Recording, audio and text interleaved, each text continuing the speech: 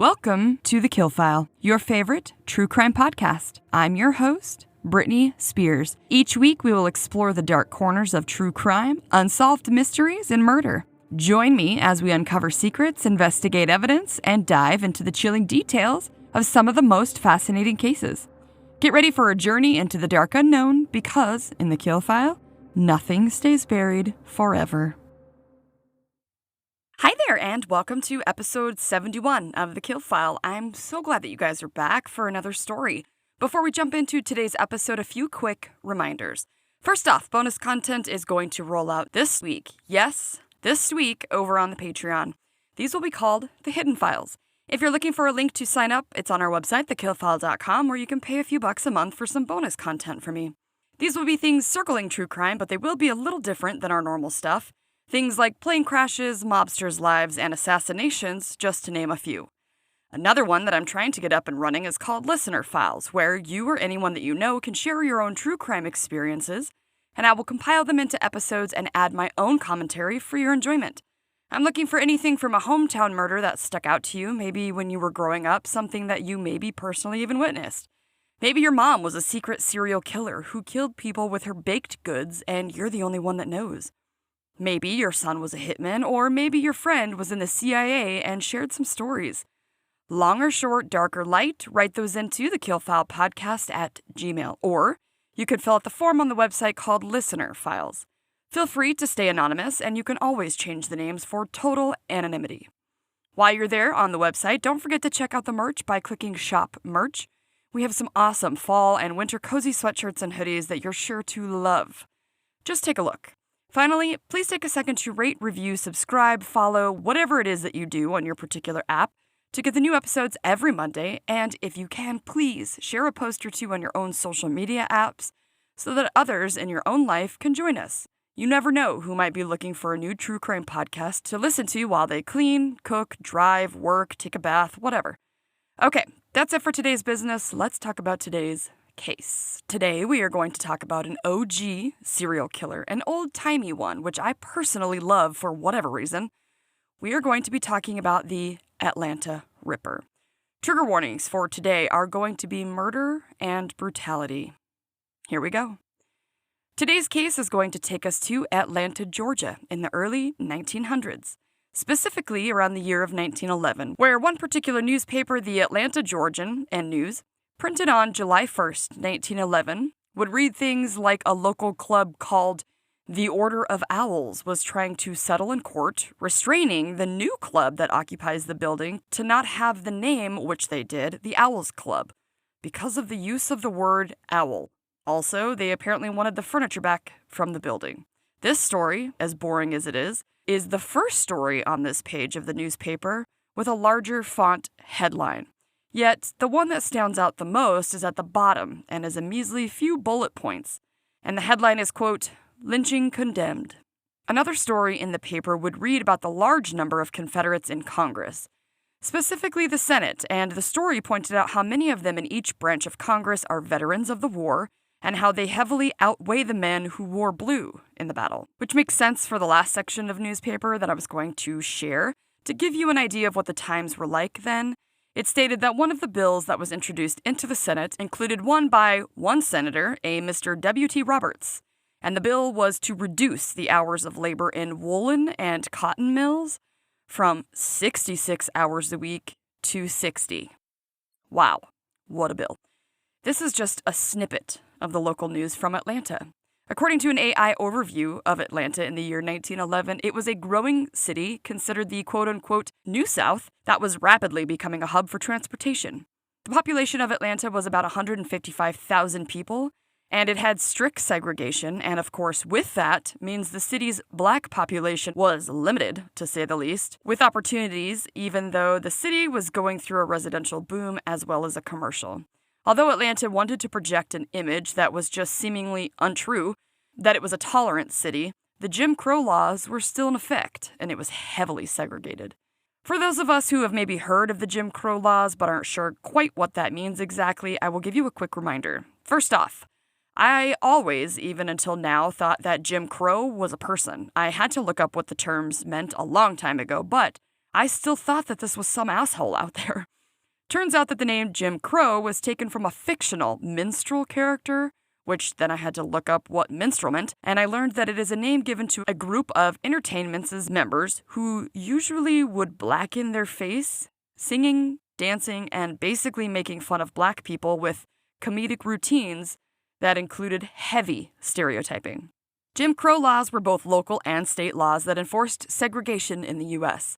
The legal basis for these laws were from a doctrine that the Supreme Court established back in 1896 called separate but equal.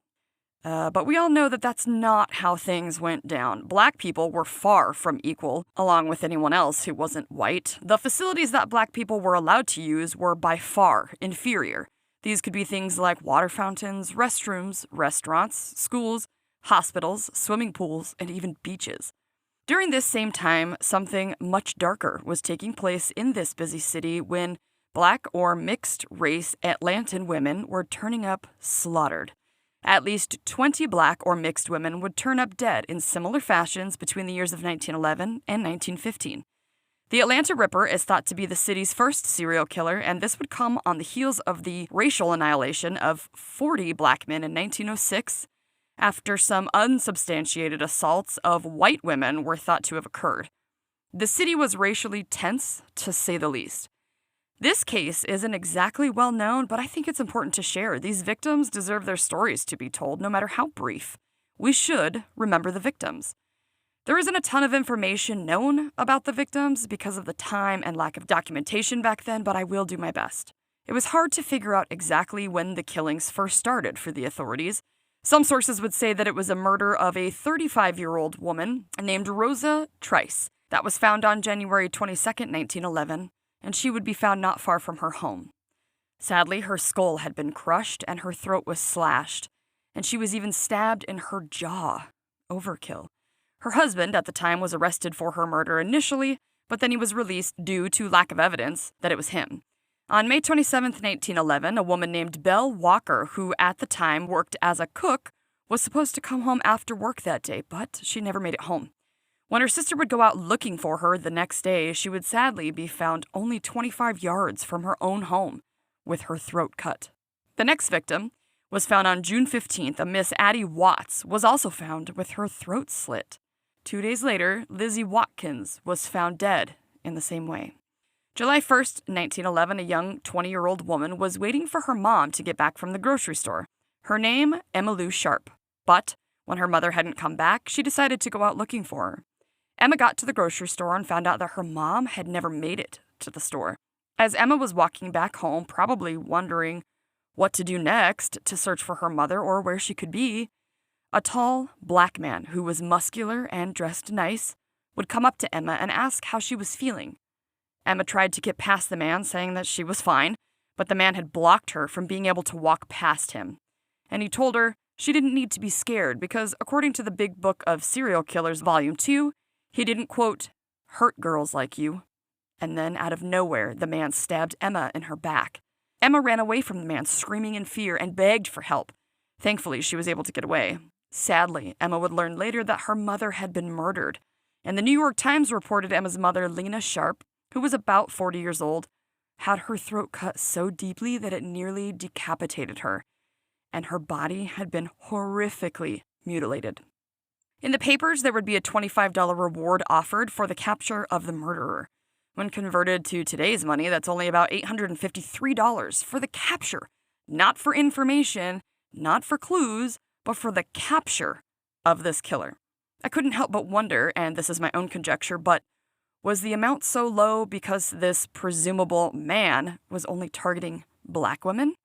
Would the amount have been the same if this person was killing white women? Probably not. This is around the time that the newspapers would start to report on the Atlanta Ripper and the women that were seemingly connected to the serial killer. The New York Times would also report that the black community was terrified and that there weren't many black women seen on the streets, especially at night. And the paper also said that many women are refusing to work their jobs past dark, which who can fucking blame them? The article would go on using a word for black people, which is a term that is no longer acceptable, but would in short say that it was common for the black community to murder its own. And if the murders hadn't been committed in such a brutal fashion, then the community may not have even stirred. Rude. But what was figured out was that the serial killer may have had some sort of anatomy knowledge, although they referred to the killer as a madman. Apparently, it was known that the killings were all done in a similar pattern of the killer using the first stroke of the weapon in a spot that would always kill the woman without miss. It was reported that after the women were killed is when the remains were quote-unquote carved up in the same region of each body. The New York Times would also report that these victims seemed to be pretty women who dressed nicely, and some of them had an education. They also knew at this point that the weapon was either a sharp knife or a razor of some sort. All of the murders were similar and that there were no stab marks to the victims, except for one, and each victim's throat was said to be slashed from ear to ear. I was actually surprised at how gruesome the newspapers described the killings back then. I would have thought that they needed to stay like super proper or some shit.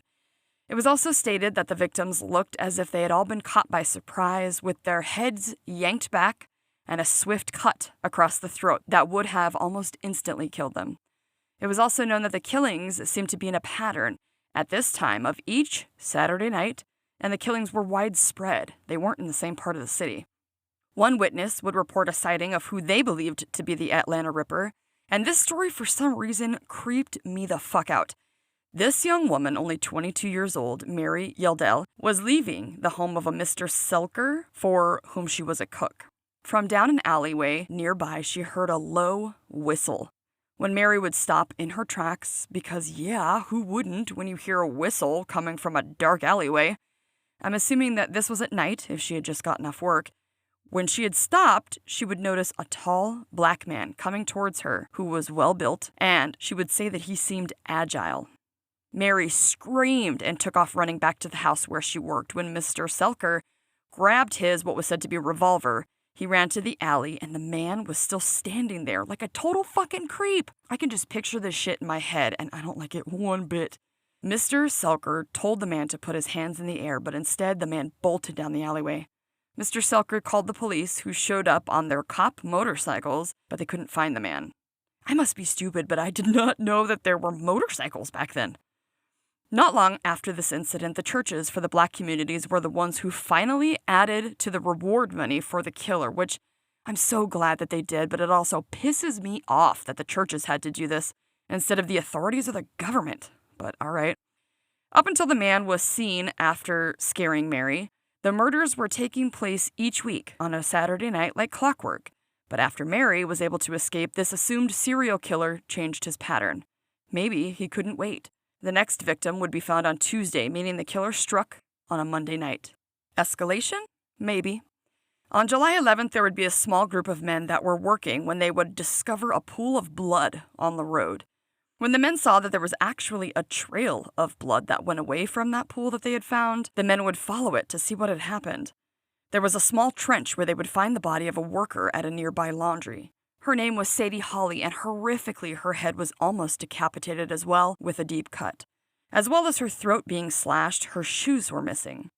The authorities didn't have a lot of clues to go off of, but they did see hair clips of Sadie's on both sides of the road, and they would also discover a small rock that had been smeared with blood. This is when the police would realize that there didn't seem to be any sort of discerning pattern for the killings or the victims. Next, a woman named Mary Ann Duncan would be found on some nearby railroad tracks in a place called Blandtown, which is in West Atlanta. Mary was found on August 31st, throat slashed, and her shoes were missing. If I remember correctly, a few of the victims had been found near railroad tracks. In an article from the Newcastle Herald from 1911, they would report that it was thought the alleged black man that might be out there killing these women could actually be a white man disguised as a black man. So after he kills the women, he can remove his disguise and evade the police. This is when they would also make a connection and similarities of Jack the Ripper in Whitechapel in London. There was no doubt in the black community's minds that the reason this killer had not yet been caught was because the entire Atlanta Police Department was made up of an all-white staff. As the bodies were rolling in, detectives from other places were offering their services in order to help catch this serial killer. Unfortunately, at first, the mayor, a Mr. Cortland Wynn, his office sent out a letter about how great their police department was, and while a criminal may evade the police force for a little while, they will eventually get caught. The letter would also talk to the fact that his force had 200 officers who were ready and able, and they also had 15 detectives with experience. If residents of Atlanta were starting to feel that this reign of horror may come to an end soon due to the diligence of the local police, it wouldn't last long.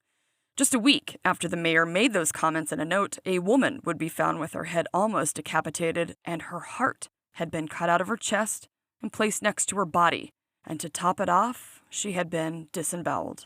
One source would point out that as these victims were popping up slain and mutilated, the area of mutilation were mostly the same, the throat slashed, one cut up the abdomen and one across. And one weird tidbit is that they kept finding that the index finger of the right hand was cut off at the middle joint and taken. Were these the person's trophies? This would suggest that at least at this point, 12 of the women who were mixed race were all killed by the same person. One thing was very clear in this case: the authorities had absolutely nothing to go on, and there didn't seem to be any clues left behind for them to solve the case. It seems whoever this serial killer is would take different organs at their leisure.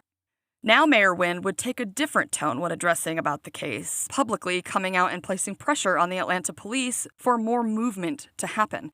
Mayor Wynn would say, according to an article written by Stephen Fennessy about this case, quote, "Why the police are unable to cope with the situation is more than I can understand," end quote. The authorities would come out in a statement of their own after a few arrests had been made, saying that their department had some flaws in that it was so small and that it's nearly impossible to stop crime no matter how big a department is. The Atlanta PD did dispatch 8 plainclothes officers for night duties after Sadie Holly had been killed. They also felt that although they had made a few arrests, they still didn't think they had the right man, and they were most likely right. Mayor Wynn had made more racist comments about the fact that if they were going to solve the case, they would need help from the black community. Of course, he said those rude words in an almost blaming tone, though, as if it was their fault that the police can't catch their guy. He would also make some comments about how these murders were happening, quote, I'm going to say words that I do not agree with, but this is the quote, "among the lower class of Negroes, ignorant, brutal beasts that know nothing else," end quote. Excuse me, sir, but it seems that it's you who is ignorant. Ugh, I hate hearing about how they used to talk about their fellow human beings back then. I try to think like it was the times back then, but still, in 2025, it's hard to hear. The mayor had thought that people in the black community were afraid to come forward with any information, but if there was money for them to put on the table, then the police would know more information quickly, and it would be solved. What's ironic about that statement is that if the police treated the black community with any respect or kindness at all, maybe people wouldn't be afraid to come forward if they did have information. Especially the men. Can you imagine having seen something or someone suspicious during the times of the murders if you were a black man at the time? I would be terrified that if I went to the authorities with this information, that they would use it against me and pin the murder on me as if it were my fault, right? Why wouldn't they? They had the pressure to solve the murders, and if I saw something, all of a sudden it's, why were you there? Maybe it's you, etc. I'd be afraid to go to the police too. The next victim was found on November 10th in an alley. Minnie Wise was found with her shoes missing, her finger cut off, and of course, her throat cut. More bodies would be found in 1912, one including a 19-year-old girl who was allegedly 1/8 black, who was stabbed in the throat, and another 1/8 black girl found in the Chattahoochee River. She was sadly only 15 years old, and her throat was slashed, and her body had been mutilated. The authorities also found a string that had a key attached to it around her throat, tied in a tight fashion. So let's talk for 1 minute about some of the suspects that were arrested in connection to the Atlanta Ripper case. After one of the victims that was found, Sadie Huff, the authorities thought she had actually been killed by someone that she had known for a long time, a man who had been horseback riding with her the same night that she was killed. They also thought the victim, Sophie Green, could have been killed by a man that she was, according to the Valdosta Daily Times, quote, keeping company with, end quote. Is that an early 1900s way of saying dated or slept with? The 16th victim of the Ripper, a mixed-race woman named Alice Owen, was found on February 17, 1912, by a man who was headed to work. Again, her throat was cut and body mutilated by some type of knife in a skilled way that the papers would report. At this point, during the reign of the Ripper, there was only a handful of people that had been arrested for the crimes. Many of them were men that had been seen with the victims before they died, or men who were even connected with them. It was known that many of the women who were murdered were domestic servants, and a lot of them worked in white family homes. One victim was attacked not far from her employer's home, and when the man she worked for heard a huge commotion outside and heard screaming, he ran outside to see what was happening. He saw just a brief flash of a man running away, but mostly could only find his employee, the young woman, bleeding to death on the ground. One man who was arrested for the murder of Sadie Holly was a man named Henry Huff, who had been seen in a cab with Sadie arguing.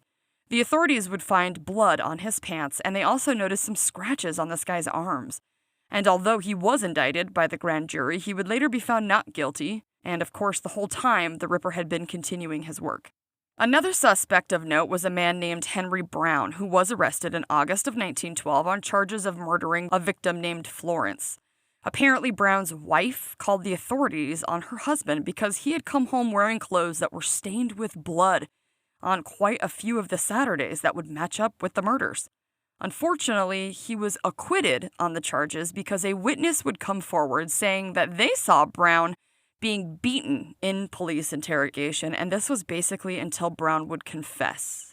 Now, hear me out. There are times where if I believe someone is guilty, especially when it comes to like child murders, I'm like, hell yeah, beat their ass until every detail comes out. But the reason that thinking is flawed is because then you get false confessions when people are just at the brink of their own sanity by the abuse of the authorities. I have learned doing what I do now that it actually happens more often than one might think, false confessions, and there is some psychology as to why people may falsely confess, even without a ton of pressure by police. But realistically, false confessions help no one. So if this man, Henry Brown, was the serial killer, which him coming home with blood on his clothes so many days of the murders that had occurred is a serious clue, if that's believed to be true, then the fact that the police beat the man fucked up the case, and is the potential reason that an alleged murderer got away. The blood that would follow would be upon the hands of the authorities who laid their own hands upon Brown. The racism in this case was so clear and is thought to have been a large reason for the Atlanta Ripper being an unsolved case or set of cases to this day. There was much thought that it was possible there was a Ripper out there killing these women, but that possibly a few of them could have learned of the murders from the serial killer and decided to use him as a guise to get away with murder themselves. However, things like the following quote are a part of the huge problem in this area and what the Black community was facing during a time where their women were being slaughtered for seemingly no reason. During the trial of a man named Jim Murphy, who had been arrested and charged for threatening to cut his own wife's throat, the city recorder, who served as a local judge, a Mr. Nash Broyles, would make a remark that could explain the lack of interest in these cases. These are his words, not mine. Please know that I hate them. Quote, "There is no such thing in Atlanta as a Negro Jack the Ripper. I am satisfied that every one of the several Negro women slain recently in Atlanta were murders by a different man. There are at least 1,000 Negro men in Atlanta today who stand ready to cut the throats of their wives at the slightest provocation." End quote. Yeah, and that's a judge saying that, so we can only imagine how the local authorities were treating cases. It's no secret that back then women were looked at as property and less than, and of course Black Americans got the worst treatment of all. So I imagine that Black women, a double whammy of marginalization, would hardly be cared about. It makes me wonder if they were pointing fingers at anyone and everyone they could when it came to the case. I also had this thought: if the serial killer was a Black man who only went after Black women, then it would make sense to me, because first off, a Black man may not be able to get real close to a white woman at this time without suspicion or sticking out like a sore thumb. Also, maybe it was the man's beliefs that more thought would be put on a white man for the killings, but then he was seen and it messed up his plan. Of course, these are just my conjectures, but same-race killings are not uncommon. Look how many white serial killers have a type of woman. Bundy is a perfect example. He had a type. Another of the suspects that would be charged in connection to at least one of the murders in this case was a man named Charlie Owen. In fact, he would end up being sentenced to life for one of the Atlanta Ripper murders. The Atlanta Constitution would report that Owens was charged in the murder of his wife, Alice. The first trial would end in a mistrial, but the second would find Owens guilty. Another suspect that a Detective Burns believed responsible for the Ripper deaths was pointed at in 1914 when Burns said Jim Conley not only killed a 13-year-old Mary Fagan, but he also felt that Conley was responsible for being the actual Atlanta Ripper. Unfortunately, nothing ever came from Burns's accusations. There is still much speculation on whether or not there was an actual Ripper running around killing black women in Atlanta starting in 1911. And seemingly ending a few years later. It seems many of the slayings were in similar fashion with similar MOs and victims being found the same way, while other people have thought that maybe some of the murders were committed by different people. One thing is for sure though, many young black women lost their lives in some sort of murder boost happening at the time in Atlanta, Georgia, and it seems that one or many killers have gone free without ever having been detected. In March of 1914, so 3 years after the start of the Ripper murders, the Atlanta firefighters would start finding notes that were said to have been pinned to different mailboxes with threats of a person wanting to cut the throats of all black women who were out on the streets past a particular hour. Newspapers would allege that these notes were from, quote-unquote, Jack the Ripper. And that, my friends, is the story of the Atlanta Ripper, who allegedly stole the lives of many young women starting in 1911. I can't help but wonder what this case would have looked like if, number one, there had been technology back then to test different pieces of evidence, and number two, what this case would have looked like if the women being killed were white and not black. This case was full of seemingly shoddy police work, and I couldn't help but feel that it was clouded by the obvious racism, which is so fucked up because what if that guy who they weren't in a huge rush to catch, I guess, decided to turn one day and catch any woman that he could, black or white, and gut them like his other victims? Would they have caught him then? Would they have felt guilty for not taking it more seriously? Also, this is just my opinion, of course, but it seems to me like there was one guy out there stalking and preying on women and killing them. But I don't think that all of the so-called Ripper victims were from the same man. I do believe that some of the poor women were either killed by copycats or someone else that had a similar way of killing. On purpose or not, I'm not really sure. But it is my belief that for at least the women that were killed in similar fashions with their throats sliced, their stomachs cut open, especially the ones whose organs were removed or the index finger, I totally feel like those were the same guy. I wonder what he did or what happened to the fingers. Do you guys think that the guy was ever caught on some other charge and that's why the killing stopped? Do you think he moved somewhere else? Do you think it was Jack the Ripper having crossed the sea? There was some medical precision. It freaks me out to think that some guy was out there doing this, and it could have been anybody in the community, and he got away scot-free. I wish I knew more. If any of my listeners have any more information, please do tell over on the TheKillFile socials. I would love to know. Well, I hope you guys enjoyed learning about this Ripper guy as much as I did, and I hope no women have to go through what these poor victims did ever again. Come on back Monday when we will cover another case here on the TheKillFile where nothing stays buried forever. Stay safe, you guys. Bye. All right, guys, that's going to do it for today. A few quick reminders before you go. Please don't forget to subscribe, rate, and review on your platform. It will help the podcast grow and other true crime lovers to find us. Also, check out the website, TheKillFile.com, where you can suggest a case, find our merch shop, and submit a listener file. Follow The TheKillFile on your favorite social media platforms. We're on Facebook, Instagram, Blue Sky, and TikTok. Of course, you can always subscribe on YouTube as well. Find all of the links for the socials on the website. Come back on Mondays wherever you get your podcast fix when we will cover another case on The TheKillFile where nothing stays buried forever. Stay safe, you guys. Bye.